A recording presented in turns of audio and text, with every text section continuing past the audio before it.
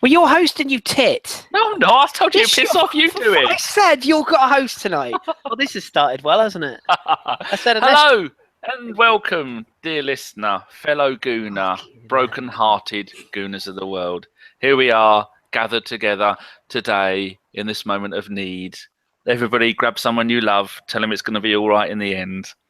And with us tonight, we have, going from left to right, we have Shitbeard himself. What? Oh, hello. Next we have Karl, the voice of reason tonight. And then finally, you've got, I'm going to hand the job to you as host in the last second, Mr. Carpenter. Carpenter out! Bullshit! We talked. Honestly, you are a nightmare. You really are. You really are a nightmare. Hello. There's going to be no real host, just opening it, and then we're just going to have a bit of a chit-chat about it. We all know what happened, people. So hand up who'd like to talk about what happened tonight first. Well, let's do what Kris normally does and talk about the team lineup. Go on then, you go.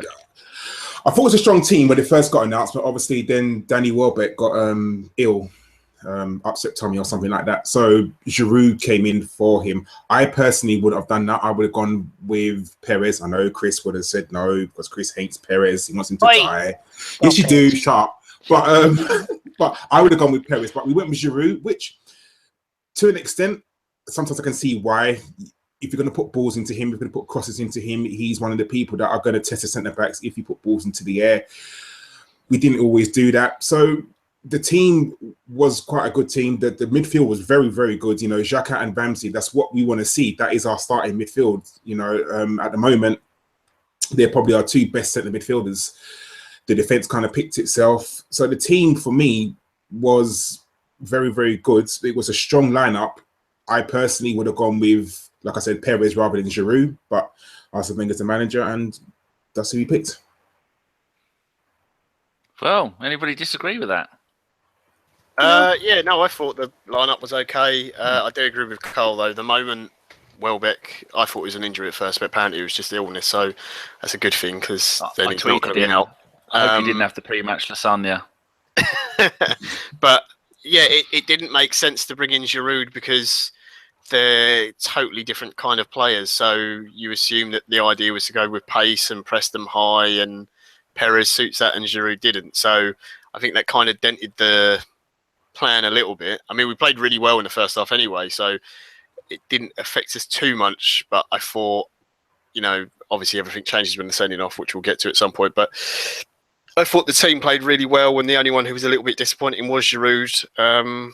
Because I just didn't think we were playing in a style or system that particularly suits him. So I think it probably would have been better with Alexis through the middle and Perez wide, or even Perez through the middle and Alexis wide, whatever way you want to do it. But I was pleased with the lineup. I thought No Ozil made sense. Oxlade-Chamberlain back into centre mid made a lot more sense as well, because that's been his best position so far this season. He's played really, really well there. It was nice to see Ramsey back on the pitch. Xhaka, the three of them worked really well. So I think that side of it, he went pretty strong, because I think there was a little bit of a fear of maybe he'd rotate a few more players out because the game was kind of gone. But from the way we started and the team he picked, it looked like, yeah, actually we were going to have a go, which is fair enough. I mean, I don't think anyone was expecting us to realistically get through the tie. Yes. I'll just waiting for who's fucking hosting? Is Danny hosting this or Kris? There's all this pauses. No, I'm just waiting to make sure that you were finished. I've got my next question lined up straight away, but I wasn't sure if you finished, because sometimes, having editing this every week, sometimes you do leave a 2 or 3 second gap between your next what's doing? It's only when I go on the rant, isn't it? No, your quality one was lovely last week. Kris, as someone who is a known Lucas hater, so you're the manager at the last face to front, Carpenter, when you've been addressed, boy. I'm listening to the manager. Ask someone else. Oh, Karl, as Kris is someone who hates Lucas, would Kris have dropped? Would Kris have gone with Giroud, or would Kris have gone with Lucas? Karl, what do you think Kris would have done? Kris would have gone with Coquelin, to be honest. You would have put a Coquelin. No, I understand why Kris says what he says about Perez, but surely he could have seen sense today and knowing that we could have gone with Perez. The pace should have worked. I'm not saying that Perez for Welbeck is a like-for-like replacement, but they both have pace. They both can run at defenders, and they're both good at sort of driving at players. So Giroud doesn't do that for us. Giroud is the sort of person, he wants the ball into feet, he wants the ball in the air. He doesn't offer us pace up front. He doesn't give us much in way of sort of link-up play either. I mean, I know he's done it in the past, but a game against Bayern Munich where they're going to surround us, they're going to close us down. And for me, Giroud doesn't work well when he's being harassed on the ball. And if he's given time, yeah, but against someone like Bayern Munich, I don't think Giroud works. Perez was a semi-like-for-like replacement. Someone who's going to run at the players. And I just think today, we are going to talk about the manager, I get that, but I do think today that decision to play Giroud rather than Perez was the wrong decision. Why do you think he did it though? Because like Kris, he hates Perez? Because he's got a lot of faith. Giroud's done it before, so he sees that. I hope he doesn't hate Perez. I mean, we've all got our conspiracy theories, right? Whether he wanted to buy Perez, whether Perez was his buy, whether he likes Perez, whether he wants to play him or not. We don't know. The only person that knows that is Arsene Wenger. The problem is that we all can see it, and the collective can think, right, we should have played Perez. The only person that really matters is Arsene Wenger, and he's the one that ultimately picks the team. Why can't he see it? What is it that about Perez he doesn't see, that he sees that he doesn't like? Is it what he does in training? Is it he just doesn't like him as a player? We don't know. But the fact of the matter is, there's got to be a reason why he's not being played. And it's kind of getting a bit worrying now that you think we're now in March and he not a regular starter or even a regular player in the team. It's just weird. I think maybe it's just like it is with Iwobi and like it is with the Cock. Wenger has his favourites. Kris, would you have? What's your thoughts on why Wenger didn't start? I'm looking at Costa at the telly. Don't look at the telly. Why he didn't start Lucas and why he started Giroud, because Giroud slowed the whole team down. Just think of the pace you'd have had up and down both the wings and the goal ability. Why do you think Wenger did that? Why do I think it? Or, I mean, do you want me to answer genuinely why I think so? Or are people just going to jump down my throat? Because he's not good enough. Surprises. I don't think he thinks he's good enough up front. I just don't think he does. He doesn't trust him up front. He bought him as a striker. He's not played him as a striker. I'm not surprised. I mean, I think the only other thing he could have done is move Alexis through the middle and put him out on the wide position. But no, I think Giroud is. He obviously does have a bit of a lean towards Giroud, and I wasn't that surprised, to be perfectly honest. Yeah, that's the reason I think so. His comments after the game were very interesting, by the way. Yeah, I was going to come to you about that. Well, you've just been people. He wasn't ignoring us. He was listening to what Wenger had to say. So what did Wenger have to say? Well, he started very calm, and then the refereeing decision was mentioned, and he went quite. Yeah, he turned. You watched the interview. He basically was asked about he was asked about the decision. He was asked about the performance. He was asked about the nonsense before the game. And basically, he just like when he was asked about the refereeing decision, he actually said it was a revolting decision, or he was revolted was the word he used. It was, he said it wasn't. He said it's ridiculous that he can produce a yellow card than a red card.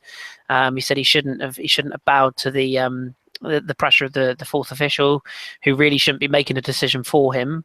And yeah, he looked thoroughly fed up, to be honest. And then he just said that the performance he couldn't fault, which, to be fair, until that point, I don't think any of us could really.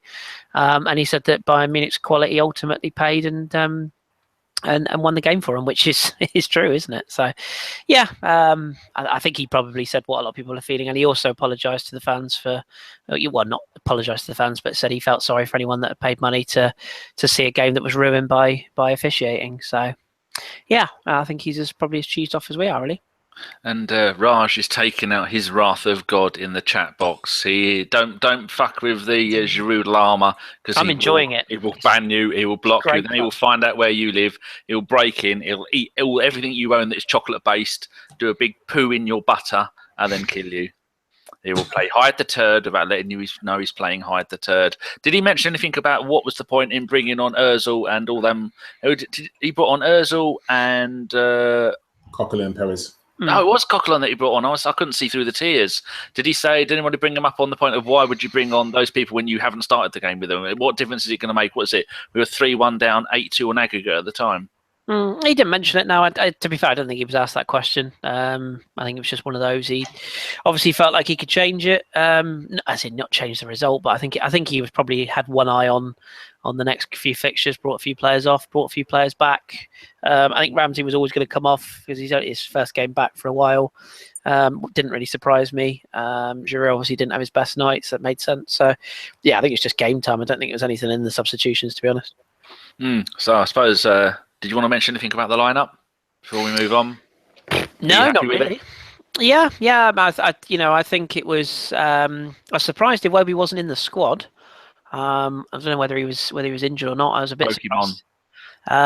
I think he's copped an unnecessary amount of flack from some supporters in recent weeks, personally. And yeah, I wasn't surprised Coquelin was dropped. I'm not going to come in here and change my viewpoint. I'm still a fan of his. I still think he's an important member of the squad, but I wasn't surprised that he dropped him tonight. I thought he would play Ramsey. Rudy's just put in the chat, actually, Iwobi was ill, so fair enough. So yeah, it was the lineup I kind of expected, to be honest, and I don't think I'd have changed anything, really. John, first goal, Walcott. Now, we all know someone here, not naming any names, who picked Walcott for first goal scorer. Don't know who that was. Yeah, didn't he also predict that we'd win the game? Get fucked, John. Get fucked. I predicted we lose 4-1, so... At 1-0, it was on, and you bloody know it was on. It was on. It was a game of two halves, as Jimmy... he said Jimmy Savile, it wasn't him. He probably did say that. It was Jimmy Greaves. Jesus. Jimmy Greaves game of two halves. John, talk us through the first goal. Yeah, it was good. That was the Theo that people enjoy watching. He was very feisty throughout the game. Any time that there was a chance to kick someone, he was fouling people. He was arguing, getting in players' faces. He was doing the right things with the ball. He was just getting it and just running at people using his pace. He pinned Alaba back for that whole first half really well, which is one of the really good threats down that side when you've got him and whoever it is that particular game playing in front. It was Ribéry tonight. And I was really impressed with him. His work rate was good. The attitude of the whole team was great. And the goal itself, the thing I like about it the most is that we've criticised, or I have at least anyway, Walcott on his decision-making and how he sometimes struggles with if he's got too much time on the ball. And with that, he ran through three players and he had time to look up to see if there was a better pass on, which is the right thing to do because he's running into space. There was no one there. Maybe it was a little bit of giving Neuer the eyes and then just did the only thing he can do there, which is just hit it as hard and as high as he can to try and get it in. I think Neuer should have done better as a goalkeeper. You'd expect him definitely to have done better with it. But Walcott did absolutely everything perfectly. He got the goal and I don't think, or what I wasn't anyway, of the opinion, okay, we're going to go on and get through the tie. But I was just really pleased that the attitude of the players was correct, the way we were pressing the ball, the way we were moving it fastly. We were trying to deny Bayern time on the ball. We were trying to exploit the fact we had pace in the team, which is something we've all been crying out for a long time, and we were using the pace in the right way. So it was just a very, very good goal, and it was the sort of thing you want to see from Theo week in, week out that we haven't seen enough this season. Yeah, sadly true. I don't think he's had enough time playing on the right-hand side. Karl, that's now, according to Wikipedia, because it says here he's got 15, and I know that was his 16th goal in 27 games. He's now got 4 goals in 6 Champions League games this season. What was your thoughts on Theo? Do you think we should expect to see him playing on the right more often now? Because he's... Sorry, go on.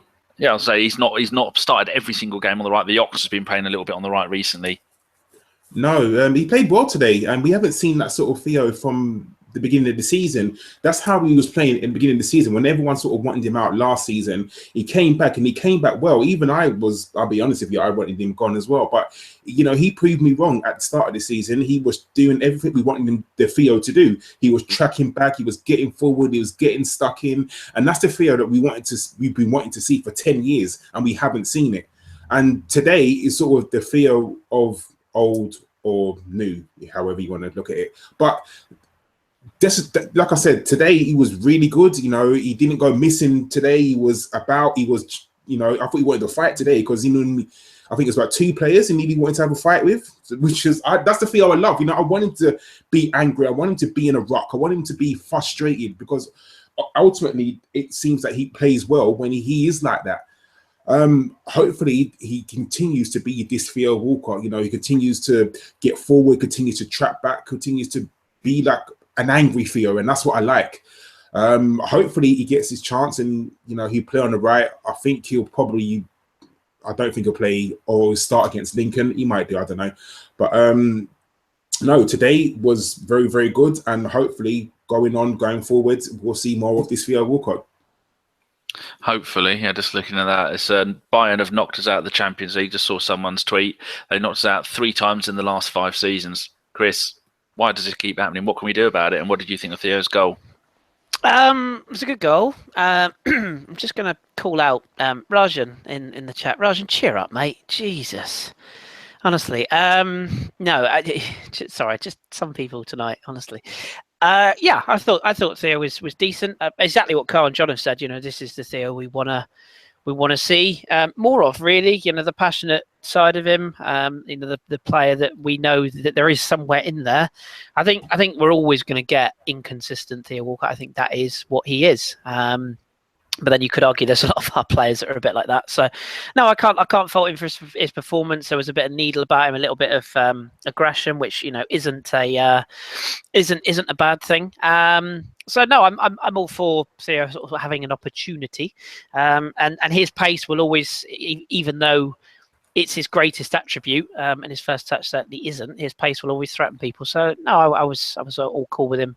Well, his best season was 2012-13. He got 21 goals in 43 games. Do you reckon he'll equal or beat that this season?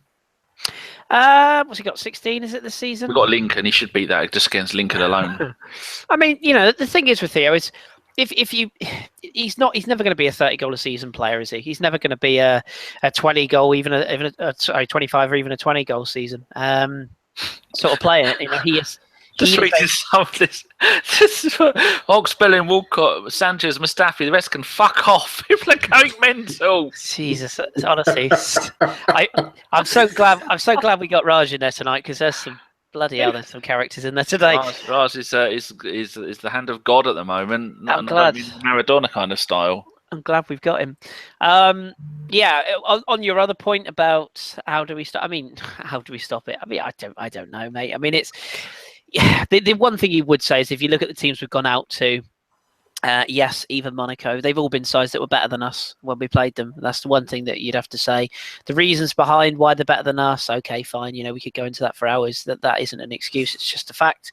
And we do seem to crap the bed at this time of year with this competition. I think Steve made a point on our WhatsApp group. When you look at the sides we beat to get to the final that year, beating the likes of Juventus and Real Madrid, I think we're streets away from doing that again at this particular moment in time. The only thing I would say is I'd rather be out of it altogether than in the bloody Europa League at the moment. So we'll take the small mercies we've got, but yeah, I mean, things have to change. The only caveat I would put on this game, I'm sure we'll come on to it, is I don't think that ends anywhere near 5-1 if that decision isn't given at 1-0. I just don't. I really, really don't. And I think before people, you know, throw their season tickets out the window and set fire to themselves or the stadium, I think maybe they just need to step back a bit and go, actually, we lost this game in the first leg. The second leg was actually pretty decent until that moment. And then you could see that red card was given and you could just see the players' heads go. It doesn't excuse some of the defending, which I know Karl will touch on later. But yeah, it is what it is. And, you know, bring on Lincoln, I guess. So at what point was the alleged penalty not given? I think it was a penalty. Karl thinks it is. John thinks it is. You don't think it was a penalty, do you? Yeah, I do. Yeah, I do. You? Yeah. No, I was talking about the one given against us. The one for us on Theo, do you mean? Yeah. Yeah, that's a pen for me. Yeah, I mean, Xabi Alonso goes to get the ball, doesn't get the ball, goes through the back of the man and catches him. He does get the ball. So yeah, John, but he goes through the back of the player to get it. That is a foul. Well, he touches the ball before the player. Doesn't matter. Oh, John, was it you that said it wasn't a penalty? You know that, John. You know that. You can't. I'm not saying like when it happened live, I thought it was a penalty, and when I saw the replay about 5 times, I still thought it was a penalty. It wasn't until they showed the super slow mo, like right down, and you see that he gets the ball first, and then the man. After seeing that, I didn't think it was, but with where the referee is, where the lino behind the goal is, and everything else, it should have been given as a pen, because in real time, there's no way they've seen that he's touched the ball. So it should have been given as a penalty. I don't think it doesn't change the result. It might have been less embarrassing. I think that's more down to the penalty at the other end and some of the decisions after as well made by the manager. But I thought we should have had a penalty. So was it what does he call that? That twat at the end of the pitch with the waving the flag? He is the twat. That's the magic wand. Or whatever. Is he like a goal official or touchdown official or fucking convert? I don't know what something he is. like that. Whatever he is a prick, because he didn't give our one and he gave their one. So whatever he is an idiot. And I understand what John's saying. The super slow-mo, it shows that Alonso got the ball. Fine. No human eye is seeing that in real time. So why? I want to know his rationale for not giving the penalty. It's just ridiculous that he didn't give it. Like, I think that the confusing thing about that is because of what happened to us and the penalty that was given against us, and that clearly the guy behind the goal gets involved, who's the same one who he's the one who makes the decision whether we get a penalty or not. The referee doesn't award the penalty. The guy behind the line doesn't say anything, and the referee doesn't even talk to him. All our players go and appeal, they go and complain to him, and he doesn't say anything. And that's what you're used to seeing in the Champions League, is that there'll be a bloke who's standing literally a yard away from it, can see it's a penalty, and they never say a word. And you're like, okay, well, that's really annoying, that's frustrating. What is the point of even having them there? It's been going on for years. The difference is then when you go down to the other end and we get a penalty awarded against us, then he's spoken to the referee and he makes the referee change his mind from a yellow to a red, is where you get the disparity and all the annoyance. Have you ever seen that before in a game? Because in all my 1,000 years of watching football, I've never seen that happen. I've seen a couple of games. It is very, very rare, but I've seen a few games where the linesman or the guy behind the goal has been asked by the referee what he saw, but I've never seen them speak to the ref to tell them something. But the thing is, though, I can't tell from the cameras and everything else if the referee has gone to him to ask him something and speaking to him in like all the sort of arguing between the players, arguing about whether it's penalty or not, and the yellow card's been shown, the Bayern players all get around the ref, or if it's the guy behind the goal has come over to the ref and said something. So you don't know. Also, they've all got headpieces on as well, so they're talking to not just the linesman, the guys behind the goal. They're talking to the he's not really the fourth official anymore, whatever number he is. Fucking, they've got about 20 of them now, haven't they? On the sidelines with the managers, yeah. So I don't know. It's very odd, but yeah, I think if you slow it all down, then you see Alonso touches the ball slightly, and then he goes through the man. I don't know.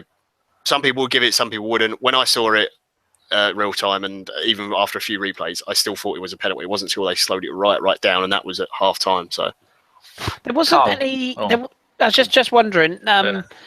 Have UEFA confirmed that it was the referee made the decision? All I wondered was there seemed to be a bit of mouthing off from Karl. That's what I thought. I thought he got a second yellow, but you don't get a yellow then a red for mouthing off. No, but that's why I asked was it straight red? You can get right. I haven't seen anything, so they haven't confirmed, and I doubt they'll say anything right away. It'll be a while if there is any weirdness about it.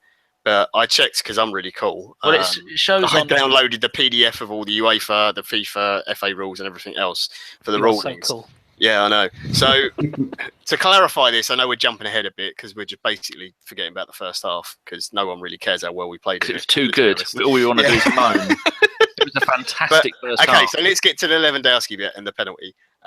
First of all, Arsene said he was offside. I don't remember. If he was offside, then fair enough. No, he's onside. Then he said it wasn't a penalty. I don't know. You can debate that whether he went down too easy or not. But if you go into a player and you don't make contact with the ball and you come in at that sort of angle, it's going to make the referee's decision very easy. The ruling for red cards for denying a goal scoring opportunity, it has to be the player has no intention of getting the ball.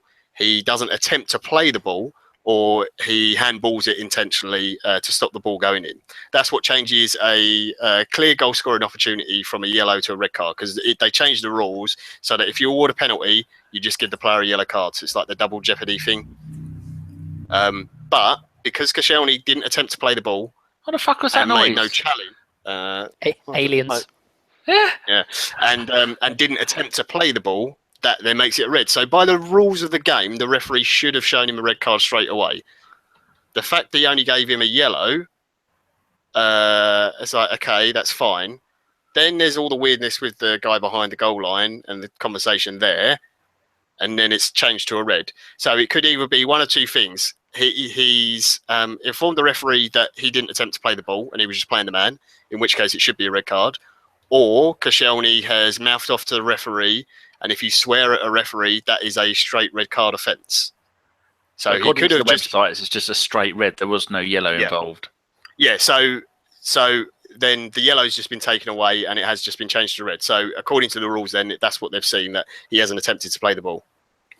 Carl, what's your thoughts I don't on that? agree with the rule, and I think it's something that they need to change. And we've been talking about this for a long time. I don't think it's favourable for either team, and it does really kill the game. And I think the rules should be changed. But if you're playing the game to the rules, then it has to be a red card. I don't like it. I think it was just a yellow, but that's the John, rules if you're now. playing the game to the rules, look how many players you see on the TV swear all the time. So if you're playing the game to the rules, you end the game 6-6. Like, I think there's got to be some discretion, and I understand what you're saying. For me, like I said, we were talking about in the WhatsApp group about the double jeopardy rule, and obviously you told me it's only applicable to goalkeepers. But for me, it ruins the game. If you're gonna send someone off, totally, plus give a penalty, you know the game's ruined. When you send someone off, the game's just ruined. It's finished. What's the point? And I don't get that. Give the penalty. I get that. Give the penalty. It was a penalty. It was. I don't. If that's not given. If it's at other end and that's a Bayern Munich player or an Arsenal player, we're screaming for that. We're screaming. So for me, it's a penalty. But the sending off, I just don't get it. And even the referee, whatever the fourth official, the linesman, the goal, whatever he's called, whatever he said to the referee has made him change his mind. I don't know if it's the Bayern Munich players that surrounded the referee. At the moment, we just don't know. For me, it's just ridiculous that you're being punished twice. You're going a man down, and you've got a penalty against you. The rule needs to be looked at and the rule needs to be changed. I understand about the goalkeeper one, but it's got to go for all players. You can't. If it was violent play, then I can understand. But the pushing, and it was minimal. It was minimal, but it was a penalty. You've got to look at it objectively and think, okay, yes, it was a foul. Yes, I'm going to give the penalty, but I'm going to keep the game at 11-11. The fact that you're sending them off is just, I don't get it. It's just ruining the game. And like Kris said, I don't think the game ends 5-1 if we've got 11 men on the pitch. But at the end of the day, it happened. It is what it is. And the rules have got to be looked at that. So what part should we move on to next then? Because we have been jumping all over the place. My opinion is that he went and gave him a yellow, and then the linesman, whoever what his officiant name is, he went, actually, no, pressed the little buzzer on the thing. He said, what is it? He went, it's a red, not a yellow, and he's gone and done that. I think his name was Nigel, that guy behind the goal. Yeah, Nigel Flaggy. Oh, someone must be able to tell us what those people are called, because I've got no fucking idea. We should know, shouldn't we? Fifth officials is what. Fifth? Yeah, because the fourth official's the guy on the touchline. Yeah, I thought they might move it around a little bit. I like to call them pointless nonces in tights. Because that's what they usually are in the Europa League. They always wear like tights and they look a bit That will do it. Should we bring this up a little bit and just talk about the first half, Kris? Tell us about your thoughts of the first half and how we were playing and just how brilliant it was. Yeah, it was actually. It was. I'm going to start on a slightly negative and bring it positive. How about that? No, I think I made a point halfway through. We obviously talk in our WhatsApp group throughout the game between all of us. Some people on the radio show, some people on the podcast. We all got a group, and I was just making the point just into the second half. So about the first half, it was great to see us play with intensity, with drive, with desire, with passion. All those things that were lacking at Anfield, and many other games you could count and add up over the season. The thing that was really, really good was that the players really wanted it. And I think when we got that 1-0, it would have been very interesting had we have got the second goal or if we'd got that penalty, but that's by the by. But the only caveat I'd have to that is that as good as that first half performance was, and it was from every single player, I want to see that 3 times out of 4. I don't want to see that against Bayern Munich under the lights when, let's be honest, and we have to be fair, we were out of this tie. Even me and Jace, the eternal optimist of ABW, even we were out of this tie. So, you have to look at it in isolation and say all the pressure is off. And the thing is, when you've looked at Arsenal, we joked, didn't we, pre-pod, and we said, we'll probably win 3-0 and concede in the last minute, or you'd be 4-0 up and concede and go out on the bloody away goal or something stupid. It is so typically Arsenal. We turn up when the pressure's off, and we look like a team that had been motivated. We look like a team that was ready to prove a point, and we were really impressive. But the problem is we don't see enough of this Arsenal when the pressure is on. We don't see enough of this Arsenal when it really matters. And yeah, you can question the management, you can question the tactics, you can question, but a lot of that has to come from the players. A lot of it has to come from the motivation before the game, and a lot of it has to come from everybody doing their jobs correctly, and that includes manager, and that includes staff, and that includes the players. The whole thing has to work. But if we now rock up against Lincoln and feel sorry for ourselves, that could go horribly wrong, as could any other Premier League game. And that is the intensity that we have to turn up with when we go away to West Brom on a shitty Sunday evening and Stoke on a bloody Tuesday night, whatever it is. That's the intensity you have to turn up with every single game. It's no good just doing it against Bayern. That said, first half we were bloody good. You asked. Actually, on YouTube, it's the other way around. It's Kris first, with he's logged in as the hipsters. John, go on. Wax lyrical about the first half and how fantastic we looked until someone took our toys away.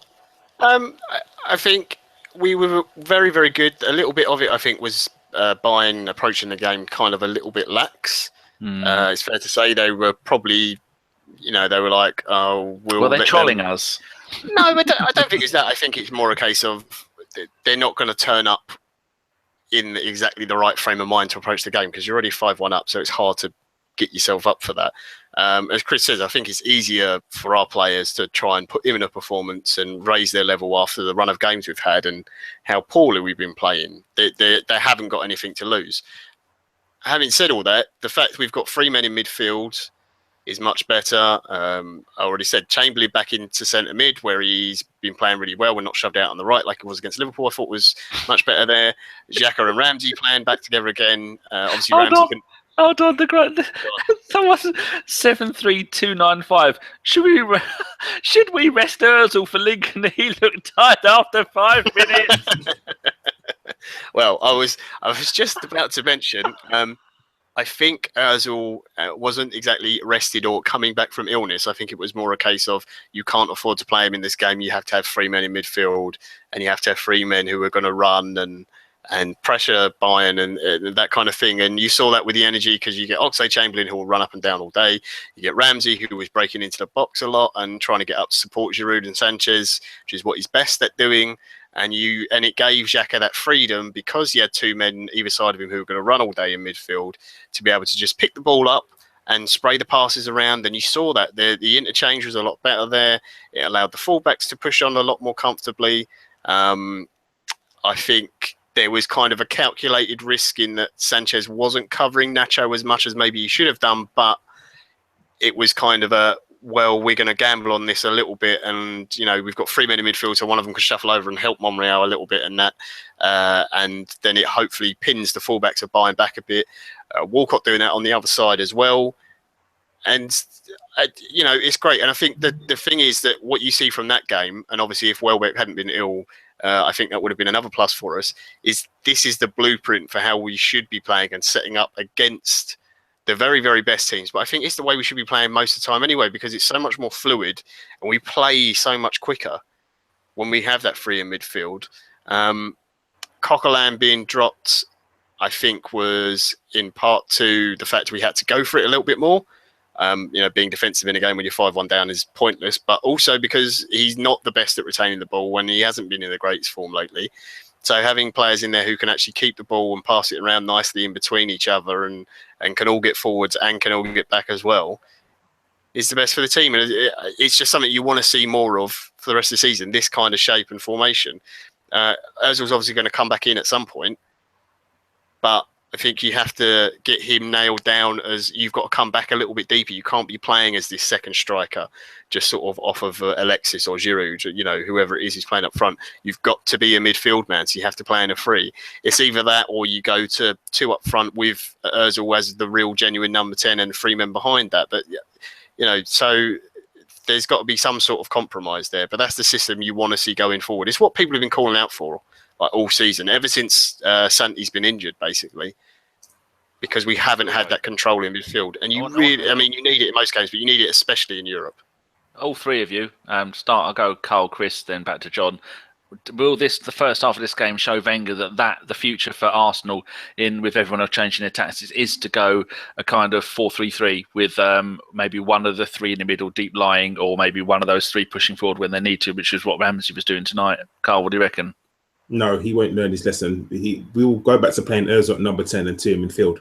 I don't think he will look at this and think, do you know what? The boys played well today. This is the way to go. I can't see him looking at that and thinking, yes, it's the way to go.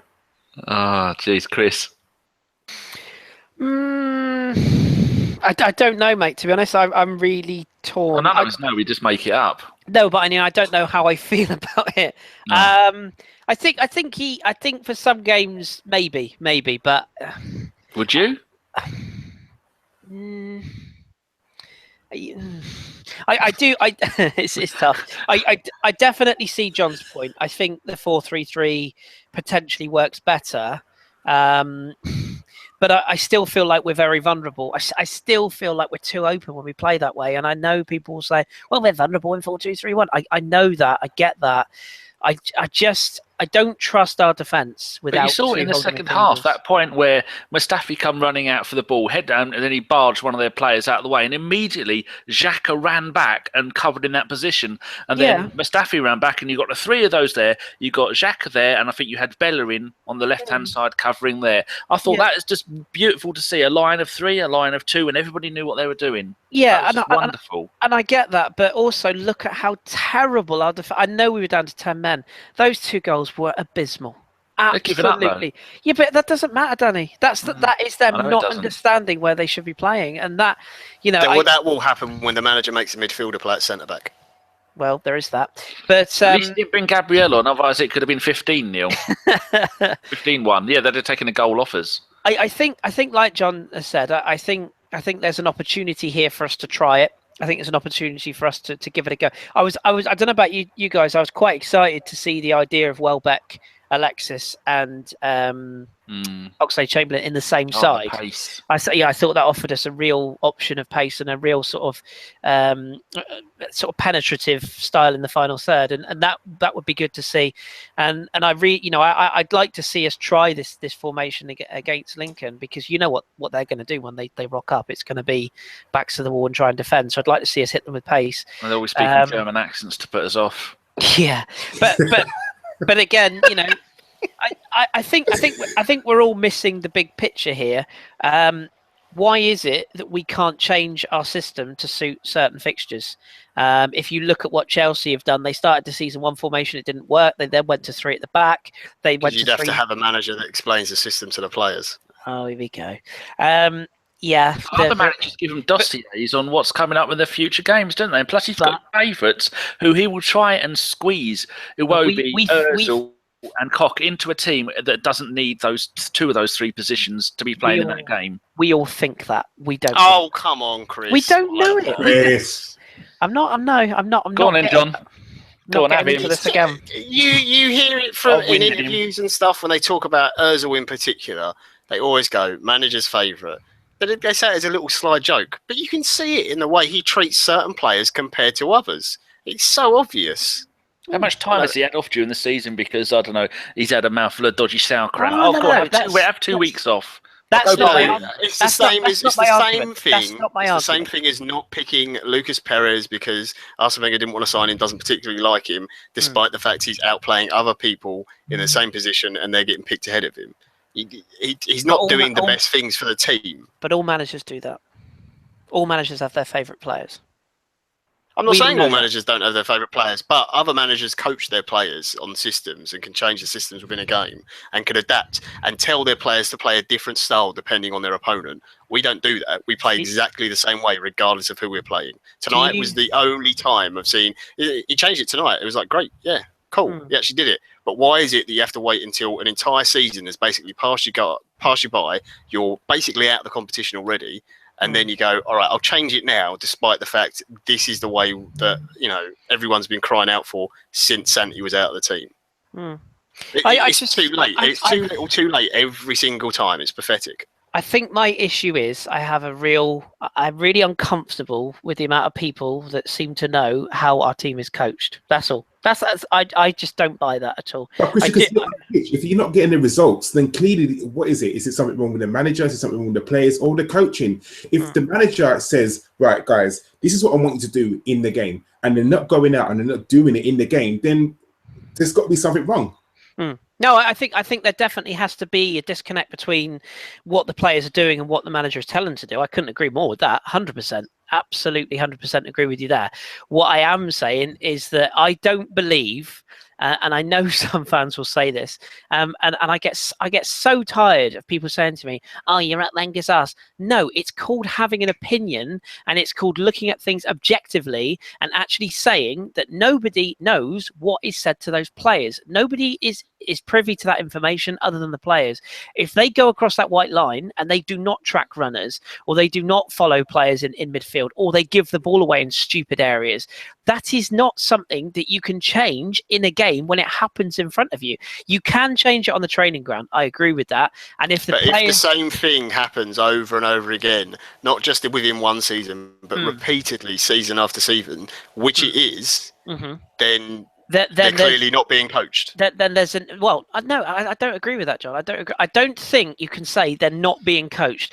Are they being coached correctly? That's a different argument. Are they being coached? That's what I mean. Obviously, that is clearly what we're talking about here. Okay, well, fair enough. But I'm genuinely not being pernickety. I'm just saying there are a lot of people that genuinely think Arsene Wenger rocks up in a very expensive car with lots of money, sits there, has a cup of coffee, and fucks off home. That is I'm not saying bullshit. He thinks that, but so many journalists and people who are close to the club and players, they always say the same thing, that Arsene likes his players to make their decisions on the pitch themselves. He treats them as adults. They make decisions. He doesn't do the half-time team talk. He's very calm in everything he does, and that's fine when you have the right sort of players like we used to have. That was great when he came into the club because he had a very stable back four. Then he came in and he got brilliant players like Ashley Cole come through the youth system. He brought in Lauren, got Sol Campbell, all these big leaders who are very, very tactically intelligent players who can change things on the pitch and manage it themselves. So the interview Steve showed us the other day with Sol Campbell, where he's talking about the second time he came back to the club, and he was talking about how completely different it was, and players just got away with everything, and there was no leaders there. And Arsene isn't someone who's ever... I'll send it to you later, Danny. I think Steve might have put it on Twitter as well. Actually, I'll try to find it. But I agree with that, John. I do agree with that. I think you've hit the nail on the head there, and this is where I do agree with you. And I know people think we fight all the time. We don't. We actually see a lot of the same views off air. But I think what you've hit on there is exactly right. You look at that team, and I know we're going back to history here, but you look at that Invincibles team. You look at that team that won something. I think Arsene was able to get away with it a bit then, because I think those players had a winning mentality. They were proper, they were proper footballers, proper men. I think the players that we're signing now are not in that bracket. I don't think they're the quality that they should be. Thank you, Daryl. I agree with you. And at the end of the day, maybe that is the biggest issue. Maybe he is trying to sign players that fit his style of management, rather than, as has been said a number of times, players that are actually going to challenge his management.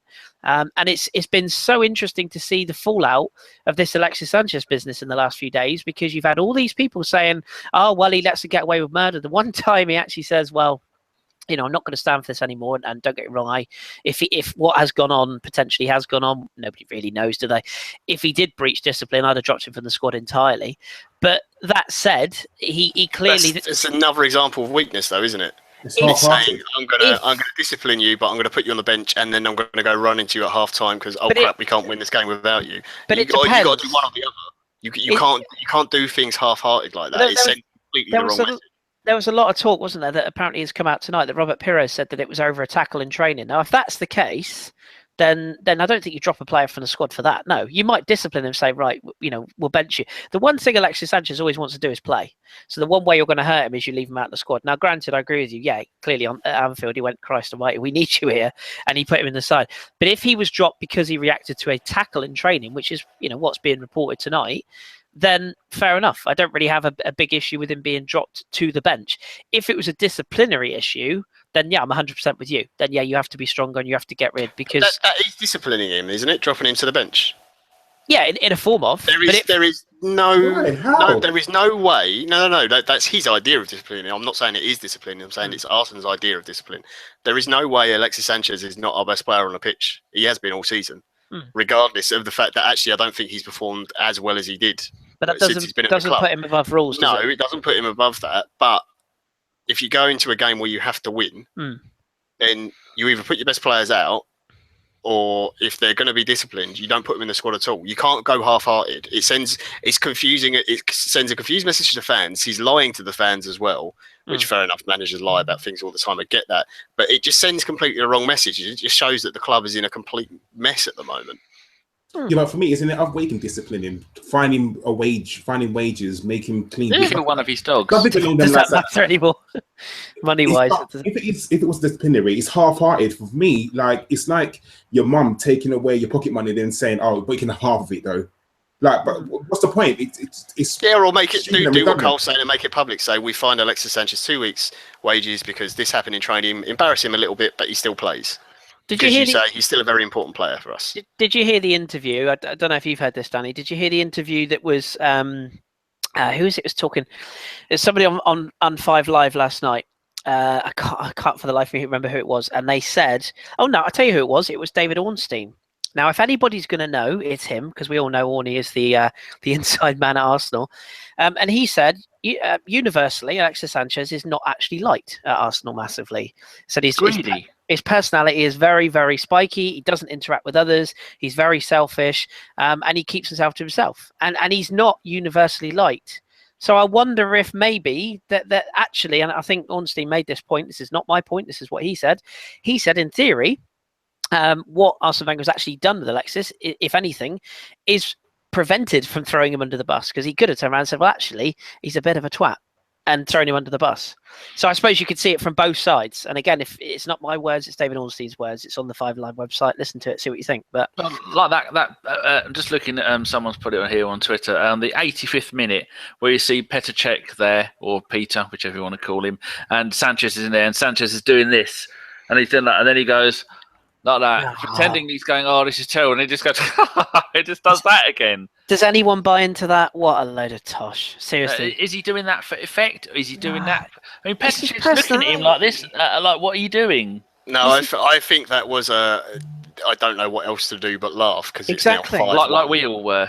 Well, exactly. It's like Karl said, he's either going to cry or laugh. Everyone deals with emotion in different ways. To call him out on that. I mean, would people feel better if he was sat okay, here's an example. Swansea, right? He was substituted. He sat there. He was disappointed. He had his fucking, he had his hood up. He was down. He was pissed off. Everybody moaned. Oh, that's ridiculous. He's throwing a strop. Tonight, he has his own personality. Clearly, I don't. As John said, it's not like he sat there roaring with laughter. It's almost like a Jesus Christ, what just happened here? We've all done it, and that's wrong. People just. I genuinely think some people look for things to sling mud. I really do, and again, 100% agree with Karl and John. To call somebody out on that. He doesn't know when the camera's on him. If he does, well, fair play to him. He's a better man than I am. I mean, it's just ridiculous. People are reading into it too much. Something I wanted to bring up, Karl, if I can get these two to shut up for 30 seconds, having their fucking old married couples argument. 3 times in a row we've lost 5-1 to Bayern. Would you agree with me that tonight's 5-1 loss was nothing like the 5-1 loss of the other two? No, this one kind of hurt a little bit. I don't think because it was at home. I think that made it hurt a bit more. Just the manner of the defeat. The last 2 goals, or the last 3 goals, I should say, it just stunk of typical Arsenal. you'd think that, you know, we're down to 10 men and you're trying to hold a little bit of pride. We know we weren't going through, and I get that. We was never going to win the tie, and that was fine. But try and show a bit of pride at home. And the fact that on even, I think it was the third goal, half our defenders are up the pitch, and that's why I was screaming, where was our defense? I don't get it. Try and show a bit of pride at home. Try and win the game. Like, even if you're going to win the tie, at least you want to try and win the game, so at least you can then go back and say, do you know what, yeah, we played against Bayern Munich, we didn't win the tie, we're out, and that's fine, but we won the game and we showed a bit of pride. Losing 5-1 at home, that's embarrassing, even regardless if we was down to 10 men. But the problem is no one's going to see that we was down to 10 men. Everyone's going to see that we lost the game 5-1, we lost the tie 10-2, 10 goals in 2 games. That's worse than bad. Like, there's no other words I can say for this. And I'll come into this game trying to not get angry, just trying to be sort of passive. I knew we weren't going to win, so it kind of took off the sting a little bit, just to know that we weren't going to win. But the fact that now, in the manner of the defeat and how we've gone out, it's just like, why is this happening time and time again? And Danny, you say this statement, and I can't agree with you more. If you change all the coaches, and you change all the players, and you change the board, but only the one ever present is the manager, that's the problem. That's the issue. And I don't have a problem with people liking Arsene Wenger. I really don't. It's just time for a change. You can't change everything about the club, and the only one ever present is Arsene Wenger, and we're still stuck in a rut. There's got to be something that needs to change, and we've changed everything, and it's still the status quo. He's got to be the person to go, or he's got to be the change has got to happen within Arsene Wenger. So do you think it's too late for him to do anything, even with money and players and tactics? Do you think it's too late for him to turn it around and reclaim the glory that I think we all know that he wants them before he leaves? No, this season has shown that we will be lucky if we get top 4, and I hope we do. I really hope we do. You know, even if there's no point of us being in the top 4 because we're not going to win the Champions League, it's the fact that we're in the Champions League, and you need, Man City and probably Man United and Chelsea are probably the exception to the rule that you need to be in the Champions League to attract good players. But at the end of the day, people talk about the money, and if we don't have that money coming in, we don't have we haven't got endless supply of money, but we need to top up the pot in order to spend that money to try and attract the good players. We need to be in this competition. I don't think Arsene Wenger, for me, is going to do anything else. Even if he wins the FA Cup this season and some miracle, we win the FA Cup and end up second. You know, realistically, we know it's not going to happen. But realistically, if he wins the FA Cup and ends up second, do we then look at it and say, look, he's pulled it out of the bag again. See, he's a good manager. I don't think we do, because in the back of our mind, we're still going to think about the 5-1, 10-2 that we've lost to Bayern Munich, the fact that we can't compete. And what else is there for him to do? You know, I want him to win the FA Cup. Of course I do. I want Arsenal to be successful. This is my club. I've loved this club from the age of 5 years old. I've never wanted them to do bad. I've never wanted them to lose a game. I've never wanted them to do shit in any competition. But at the end of the day, like you say, Danny, and I love the statement, if you change everything about the club, and if one ever present is Arsene Wenger, and he cannot stay in his job. I don't see how, especially after this defeat, I can't see how the board can justify him staying in his job. I've got a fizzy ball bag, and that usually means Kris wants to say something. Can I just say something very quick? Go on in. Because to interrupt him. 2 points. St. Columbo in the chat made a really good point, and I agree. I couldn't give a monkeys if people don't like Alexis Sanchez at Arsenal or the other players. You're a professional footballer. There's plenty of teams with players who don't get on with each other. They still go out and win things. That's the teams that generally go on and have very, very good careers. Half the team don't get on that well. There's loads of famous stories about big punch-ups and not talking to each other and not interacting outside of it. From Man United to Arsenal itself back in the old days. So that's one thing. And the other one is Mr. All and me. You really don't want me to manage Arsenal. We'd be relegated in the first season. Trust me, I'm terrible. It'll be fun. I speak a good game. I'd be great in press conference, but that'd be about it. Be free booze and birds for everyone. Go on, Kris. You no doubt wanted to say something against maybe counteract what Karl said. They're not counteract it. I mean, it never fails to amaze me. I mean, I've been doing this show for how long now, Danny? I mean, it's got to be 2015. I think we started doing all of this. Maybe late 14. Okay, so 2 years, 2 years ish, and this is what our 127th show. Don't wrap it in. If I had £1 for everybody, I mean, even if I had £1 for everybody in tonight's chat who said I'm deluded, I'm a Wenger lover, as they all like to say, oh, you're stuck up Wenger's arse, you're Wenger in, I'm actually not either or, because I support Arsenal Football Club. I could not give a toss if, Danny, you managed Arsenal. That'd be fun. I'm 34 years of age. They don't leave. I've grown up in the tail end of the George Graham era. I wasn't at Anfield '89. I was you not to be. I know. My cats were. Karl's sofa was there. But I did live through some of the '80s. I lived very close to the ground when I was a very young individual. So I'm not going to sit here and say that I was a fan since birth, because that would be a lie. But I've grown up through many different eras. The good eras of George Graham, we'll leave it at that. The bad eras of George Graham, yeah, I was there when we signed Kris. They were very bad. Bad. I know how bad Glenn Helder was as a footballer. You know, I saw us lose at home to QPR when John Jensen scored. You know, I do remember those things, and I also remember Bruce Rioch. And then after that, obviously Arsene came and he changed the face of football. Has the game passed Arsene by in some respects? Absolutely. Has he refused to change with the times in certain respects? Yes, absolutely. Do I think that he can change his ways and turn the corner? I don't know, is the honest answer to that. I really don't know. The one thing I would say is, if you look at what's going on at the moment, whether it be the Alexis thing, whether it be the press coverage of everything that's going on, the march, which I don't personally agree with, but everyone has the right to their opinion. It does have the feeling of a stage where Arsene might come to the end of the season and you go, you know what, I just can't do this anymore. I've had a guts full. And to be fair to the bloke, I would say absolutely fair dues, because the amount of abuse that man takes is at times fucking disgusting. And I'll say that live on air, and anyone wants to question around that, feel free. No worries, we'll have a conversation about it anytime. It is fucking disgusting. And the way that some people treat a manager who has done what he has for this football club is abysmal.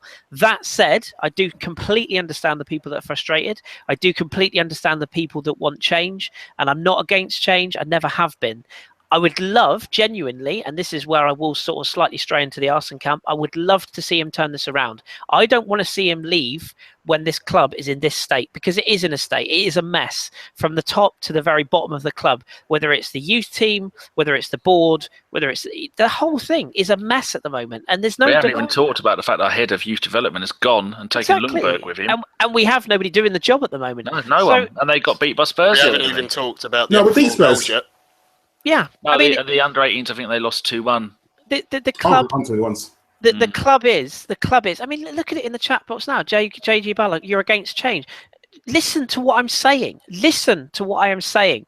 It frustrates me so much when you see this division of Arsenal fans who just insist you have to be Wenger in, Wenger out. No, you don't. You can just support the club and you can say, I have an opinion on this or I have an opinion on that. You can be pro and against. You can have a simple, straight down the line view. My view is things have to change at this club. Some of these players have to go.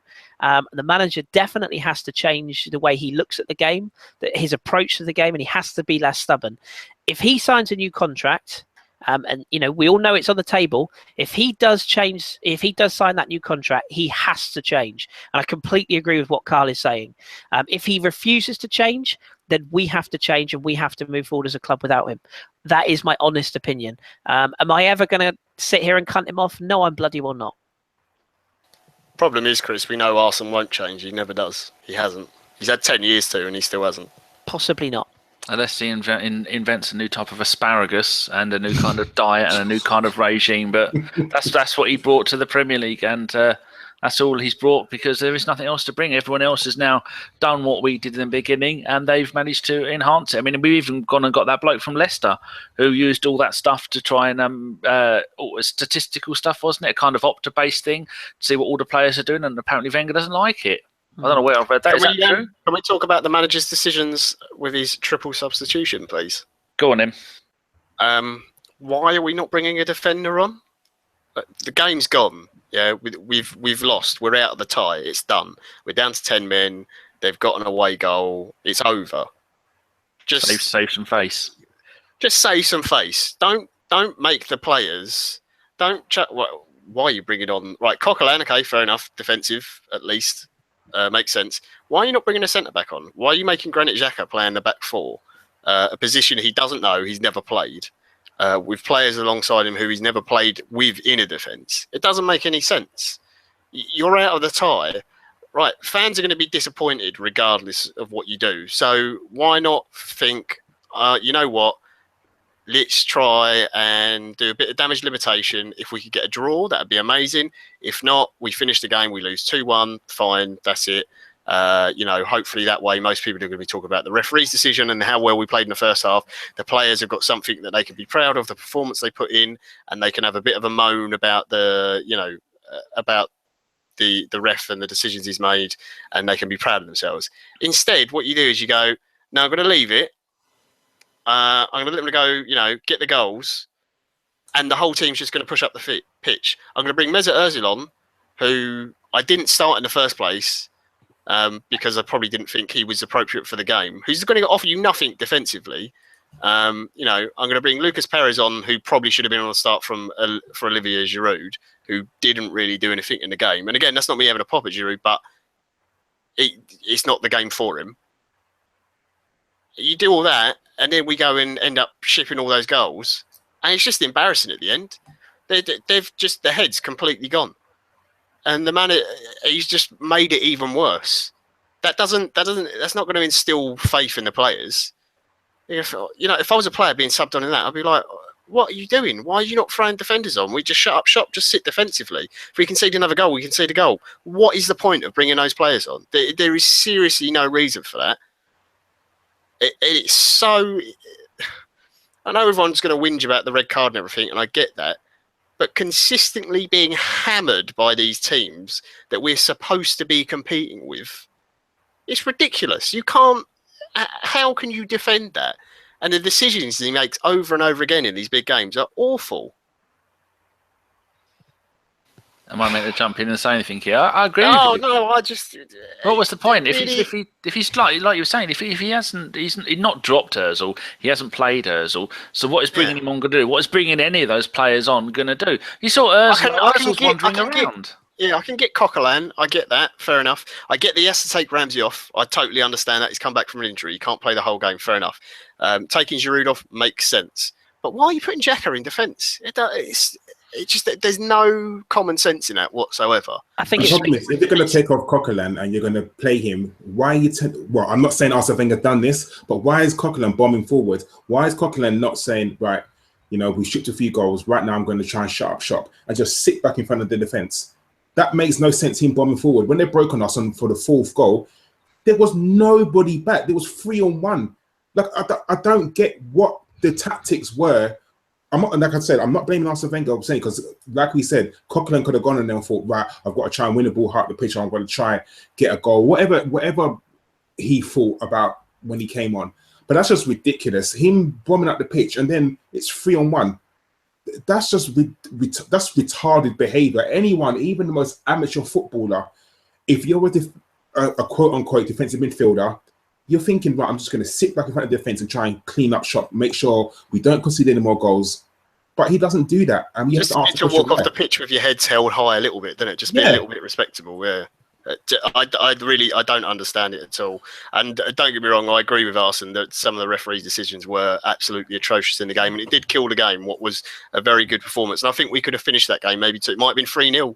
We might have done that, but it doesn't excuse some of the decisions he made, especially when we went down to 10 men. I didn't get it at all. It just made no sense. At 1-0, at 1-0 after, well, actually for the first 10 minutes or so, I thought they were decent. In fairness to them, once we got the game by the scruff of the neck, they didn't get a kick first half. They really didn't, and they were worried. And we played very, very well. And you know, it's the weaknesses at the back, but they're centre backs. They are very good defenders, but they're very slow. We exploited that really well. And I think that is the overall emotion of tonight. What you're going to take from it is you're going to look at it and go, what could have been? And I guess the biggest problem with that as an Arsenal fan is we've been saying that for quite a while. You know, there's so many games where you look at it, you go, oh, if we'd have just done that, what could have been? If we'd have just tweaked the tactics here, what could we have done? And that's the frustration, and I get why people are so frustrated about that. The substitutions were slightly bizarre. I think the one thing it probably does say is it confirms the lack of faith in Gabriel. Was Mertesacker not on the bench tonight? Was he not? No, I thought he was fit. Yeah, he is.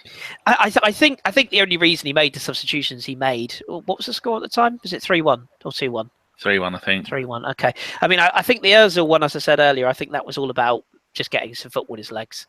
I think the Lucas one was, like John said, Giroud he had one of those nights. I mean, he had two very good chances. It's easy to look over that, but he did have two very good chances. One of which I think he really should have scored with the header.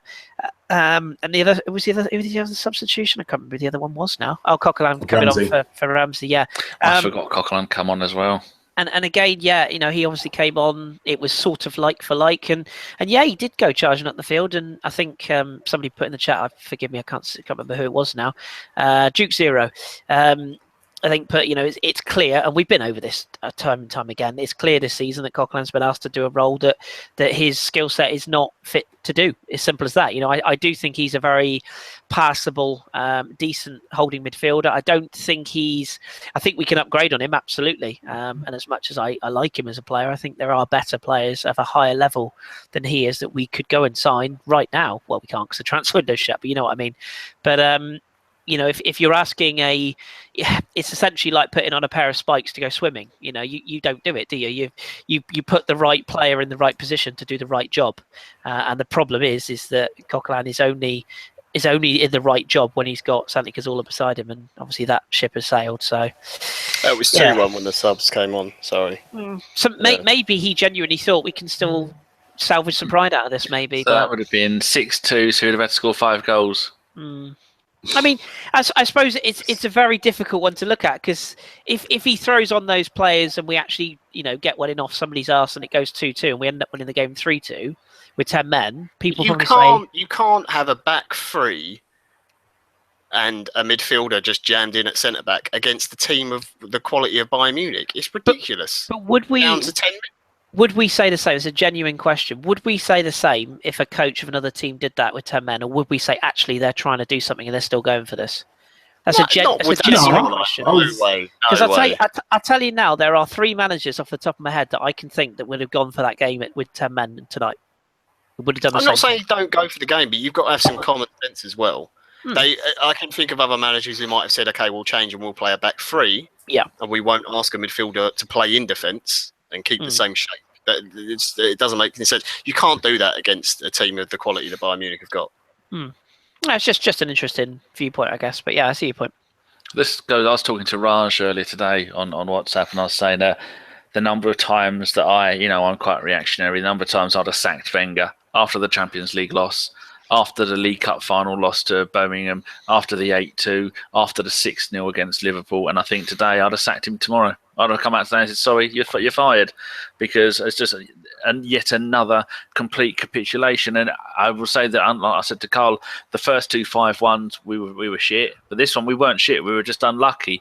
But the tactics, the choices he made, and this is now the 7th season in a row, 7th consecutive season we've gone out in the last 16.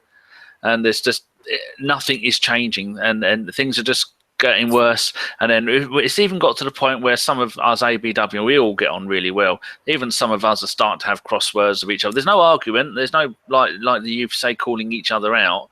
It's not that, but there is a little bit of unrest between us. And when us lot start to have a little bit of unrest between us, and because none of us all take it overly seriously, do we? We all love the team. We all want us to do well.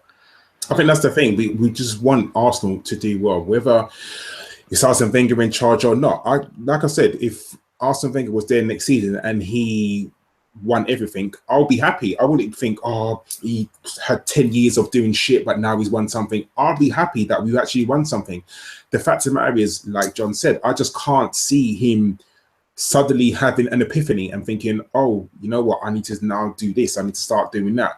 Football has moved on from how Arsene Wenger views it. I think that, you know, very rarely now can you go out and spend 3 million on a player and find him to be a world beater. You need to go out and spend the big bucks. Unfortunately, you do. And I understand that you've done that with Xhaka, Ozil and Alexis, but is it too little too late? He should have been, you know, the amount of times he divvied on buying players. I mean, we don't know what actually happens when he goes to buy players, but we can all sit here and say, yeah, he should have bought X and he should have bought Y and he should have bought Z. It's not that easy. I know it's not that easy to buy players, but if all of us can sit here and think, you know what, that player was available and you're divvying over a few pence. Like, I always think of Suarez. If the difference between Suarez was £5 million or whatever it was, that is ridiculous. That the fact that he couldn't jump up the £5 million to go for Suarez. Suarez would have, I don't think we'd be in a position right now if we had Suarez. I don't, because the guy is brilliant. But you think to yourself, what is the reason why we didn't get him? It must have been a difference of a few £1 million why we didn't stump up to buy him. Why is it? Do you want to hear something from a Southampton fan, Danny? Ross. Because I always like to hear different opinions from people from different clubs, because I think we all get very isolated in how we see our club, because obviously he has a very balanced opinion. Yeah, well, he's a trained journalist, you know, at the end of the day, and he's just said to me, he said, to be fair, sorry, Ross, I'm going to read this. He said, to be fair to Arsenal fans, this season feels very different. It's not the same infighting and heated discussion I've got used to between Arsenal fans. This year feels very much final, I suppose. And I think that's a very interesting and, you know, a very honest and, what's the word I'm looking for, eloquent way of putting it. It does feel different this year. The fan base is still divided. I still weirdly think that the fan base will be divided even when Arsene goes, because I think as long as this board is still in place, I think whoever actually does end up replacing Arsene, you know, whether he leaves or, I mean, to be honest, I don't think he'll ever be sacked. I think he will leave of his own accord anyway. When that person comes in, it'll be very interesting to see if they are hamstrung with the same sort of issues that the board we have now clearly impinge on the manager. I still think there is an element of the board not doing what they have said they will do. Now, don't get me wrong, Arsene's a part of that, and he has to be stronger and demand more things as a manager. And I think, Danny, we've spoken on the podcast, you've said about the George Graham era. We are the only club I can think of anywhere that basically the manager runs everything, and he does run everything. Even and it's down to, it's not a joke, he did have a say in the cutlery they had at the new stadium, didn't he? And the tiles in the changing rooms and all these things. And whilst that is fantastic, and it's a genuinely, whatever you think of the manager, cares, but he shouldn't have to. And it's a beautiful legacy. When you can look back and say he had a hand in all these things, it's a beautiful legacy. But when someone comes in, they are going to have to change so much. And you do wonder... Sorry, Kris. My issue with all of that is, and I agree, like one of the saddest things about this is seeing Arsene when he's really down. It's a bit different tonight because he was clearly very angry in his interview. But those press conferences where he's really down, he looks ill. And I've been done with Arsene for a while, but I don't want to see him like that. I'd much rather see all the fans get behind him and this sort of be his last hurrah season. The thing with the board, and I think you're right, you know, they're basically useless, the majority of them. There's not really a football man on there. The thing I question is that we all know how much influence Arsene has and how much say he has in everything. If he really is struggling, then at some point, and sadly, I think we're past that point now. This was something he should have done maybe 2 years ago, you know, that first FA Cup win. Not first FA Cup win, the first one after however many years. He should have gone to the board and say, I just need to manage the team. You need to go and get this guy, and he's going to help with transfers and that kind of thing. Or this guy, and he's going to do some contracts. And I think if he went and did that, then the board would say, yes, of course, Arsene, because I say yes to everything he says. You know, and I think it's his refusal to see that he needs help and assistance. The only comparison we've got to Arsene Wenger at a club in terms of how long he's stayed and how much control he's had is Alex Ferguson at Man United. The big difference between the two is you saw Ferguson had always had someone above him in terms who would deal with the transfers. Obviously, Arsenal had David Dean, and then he went and we never replaced that person or someone of that ability and sort of knows everyone in football. But the other big thing Ferguson always did was he'd always change his coaching staff and he'd always keep it fresh. Arsenal's never done that. He's always got the same people. And it's always been anyone who would basically go along with what he said, or you at least assume it's that, because why else would he have them there? And I think it's that refusal that he has in not asking for help or for someone with a different opinion to come in. Because if he went to the board, they're not going to say no to him. They'll say, yeah, sure, that's fine. We'll get you that person. But he just won't do it. In a similar way that if Pep goes to the owners of the club, I'd like X player, and they go, how much do you think we should pay him? And he'll go, what the fuck are you asking me for? I don't care how much you pay him. I don't care how much he costs. That's the player I want. Go and get him. Well, that's why City brought in those guys, didn't they, from Barca? The technical director and stuff from Barcelona before they even got Pep. Yeah, they brought them in ready for him to be there. And so they got him, John Stones. Well, yeah. I'm joking. No. Yeah, every club has some bad signings. They've had some particularly bad ones just because the amount of most money of them from us. Looks worse. Yeah, they did actually. They paid a fortune for them, but they've turned out to be shit. The thing is, right, I want Arsenal to go, and I think it's going to be a huge struggle, whoever comes in, because there's going to have to, like you said, there's going to be lots of things that need to change at the club, not just the management. I think they're going to have to bring in more people than just one. But the thing that upsets me even more is the fact that he will go out on such a low if he does go this summer, and it will be such a bitter sort of end to it all. Whereas I think if he had come out earlier in the season, perhaps before some of these results, and said, no, this is my last season, I think you would have got a bit more response out of the players. And I think all of the fans would have gone, yeah, let's get behind him, because the ones who want him to go will be, cool, he's going, we're getting a replacement, let's cheer on the team for the rest of the season. And you wouldn't have this kind of negative atmosphere so much that's around the club. Excuse me. Yeah. I just think that would be a nice. It would just genuinely make things a lot calmer around the club.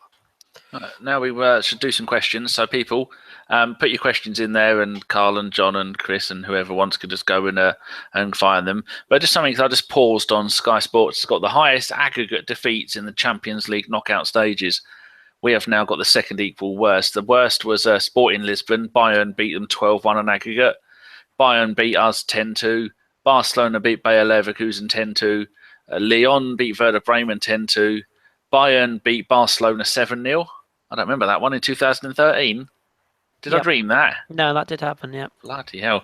And Bayern also beat Shakhtar Donetsk 7-0.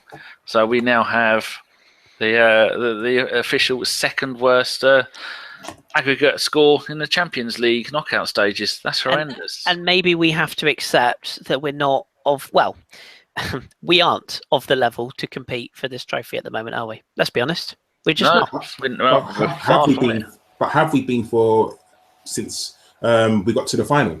I don't think we have. No, I think everyone accepts that, but I don't think it means you have to accept being beat 10-2 on aggregate. No, that's fair enough. Some of it has to come down to you can't get away from the money spent by the clubs. It's not an excuse, but it is a reason that doesn't help.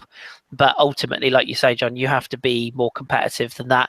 You have to be more. I never expected us to win the Champions League since we've been to the final. Not one season have I ever expected us to win it.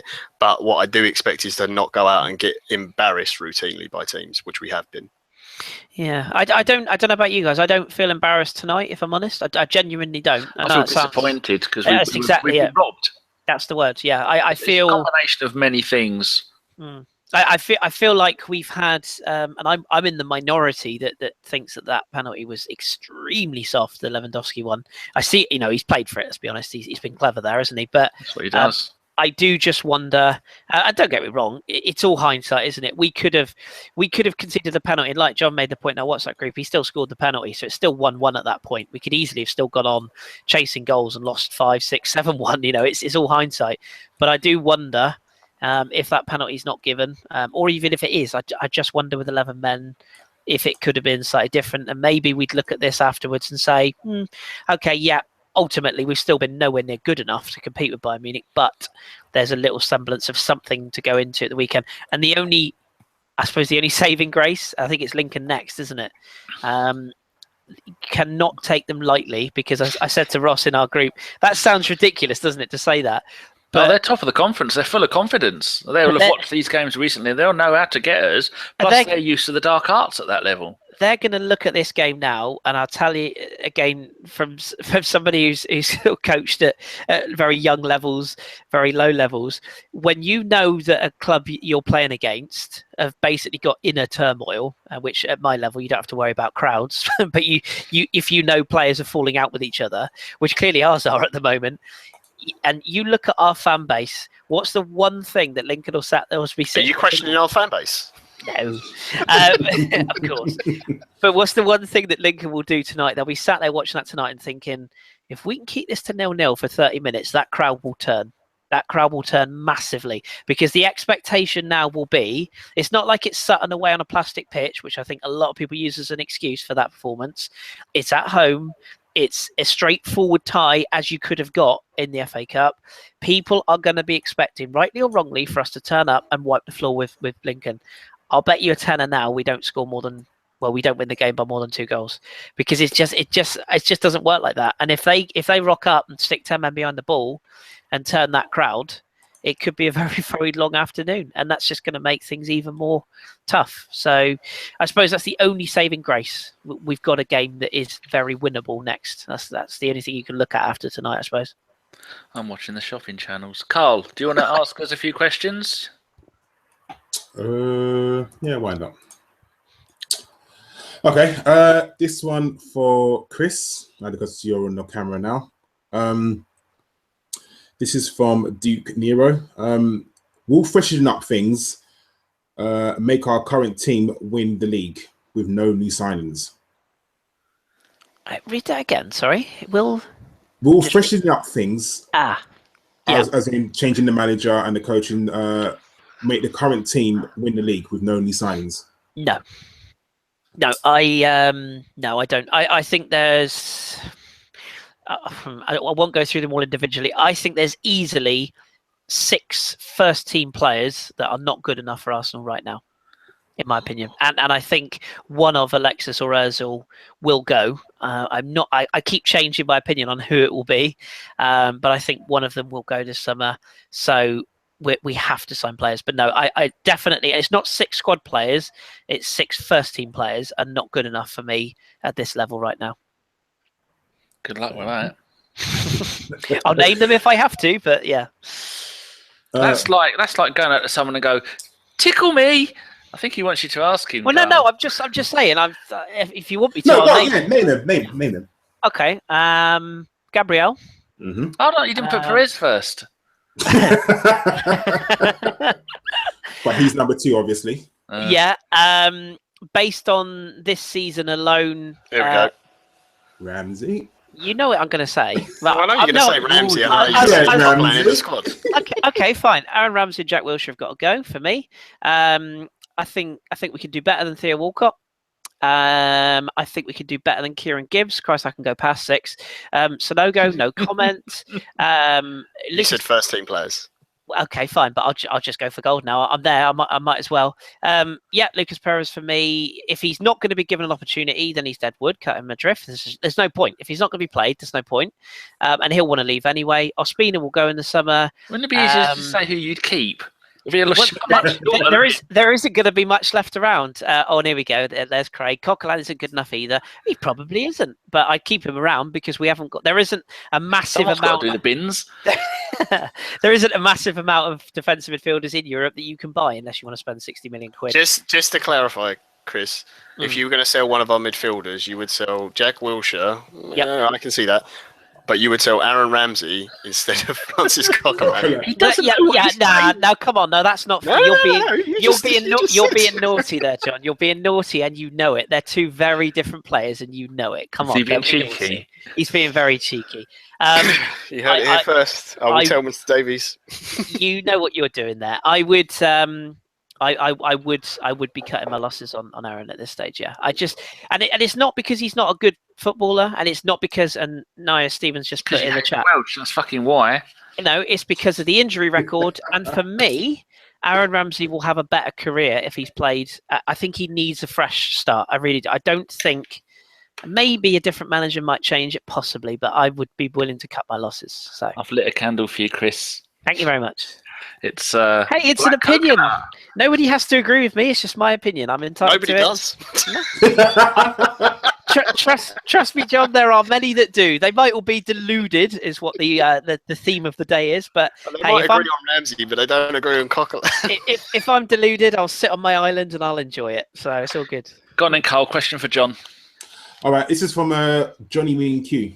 With the pending departures of Ozil and Sanchez, does the club need to clarify the manager's future now, as the next manager's job might be even harder? Yeah, I do think it's this is this real problem. I think Sanchez is gone regardless, to be perfectly honest. I can't see any way he's going to stay at the club. The problem on the Ozil thing, I said about it in the pod, and David Goonaholic corrected me very well, that Ozil staying isn't necessarily down to whether Arsene is there or not.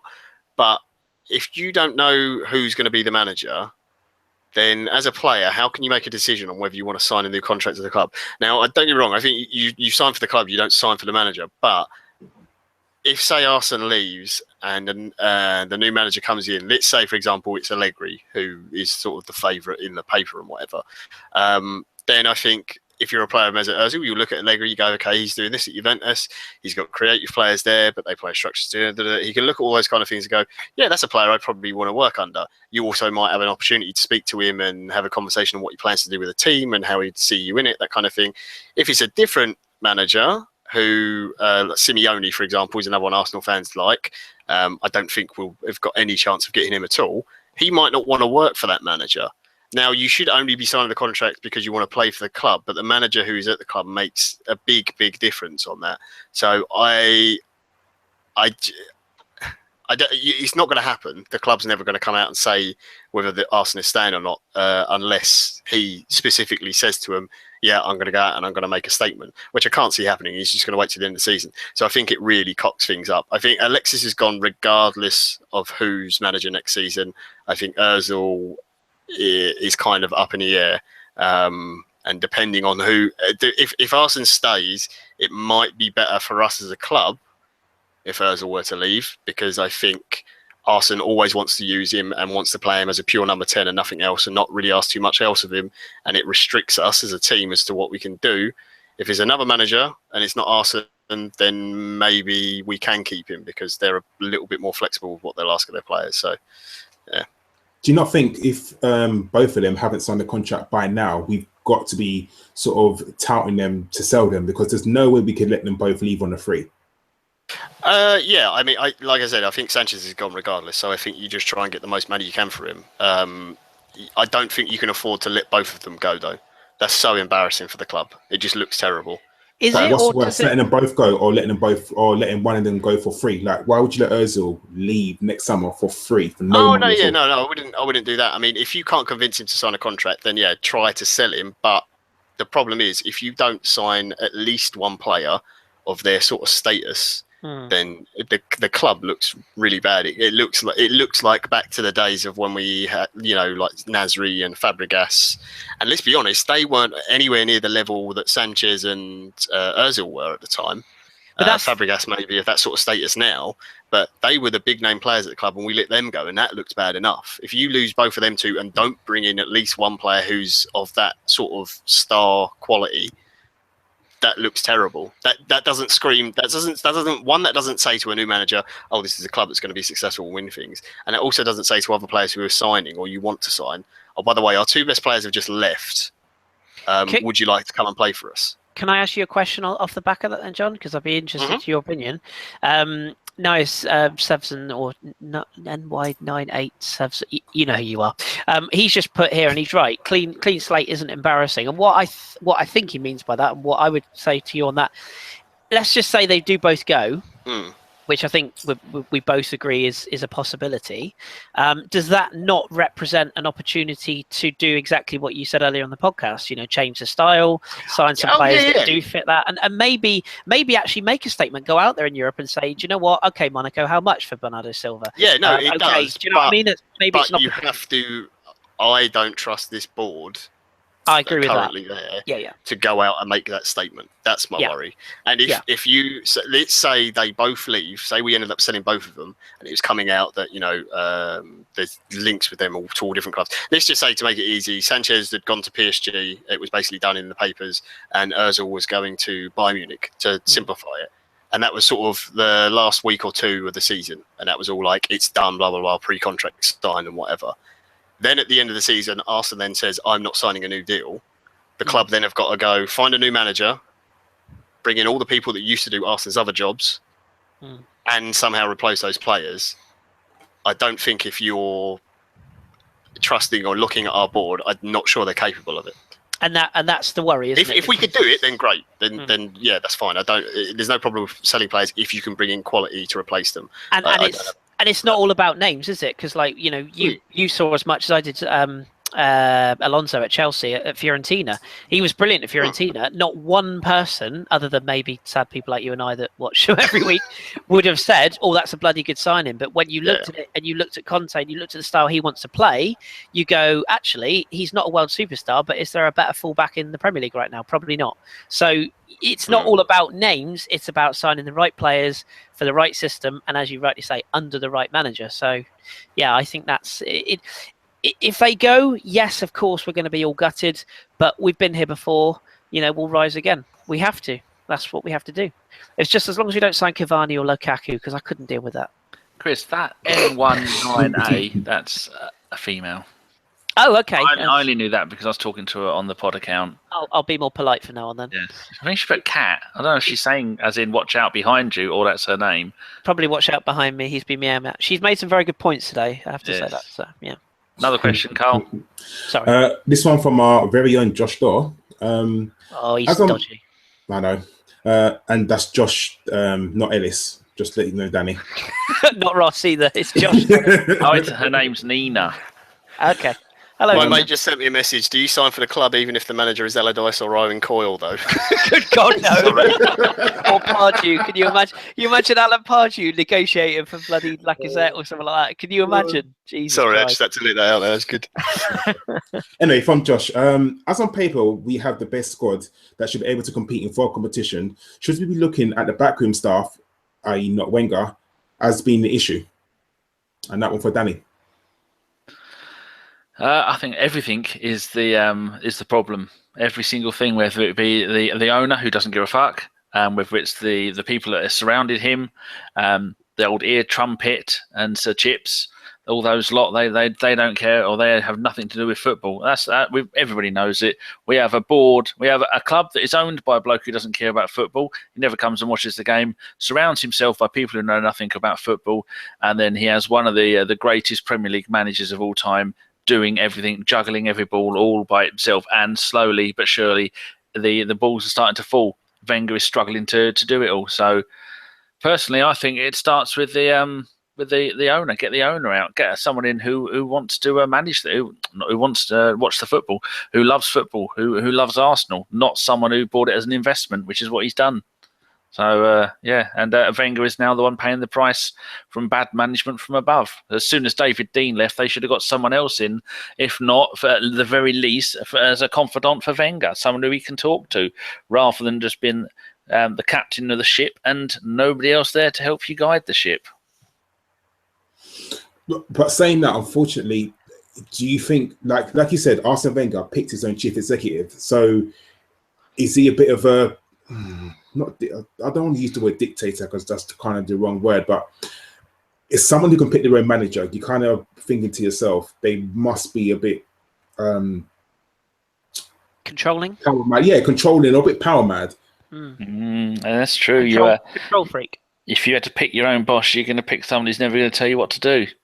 Yeah, that's why I pick you. I think, like we're the boss of anything.